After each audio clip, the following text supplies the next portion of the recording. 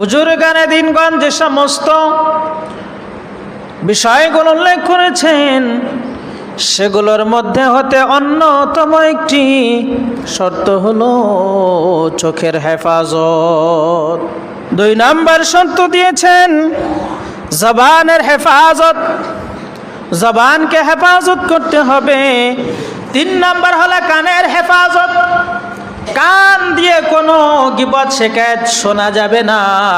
একজন যদি আমার কাছে এসে কারো নামে বদনাম করতে চায় তাকে অফ করে দিতে হবে, ভাই আমি রোজাদার, আমার এই গীবত শোনার সময় নাই।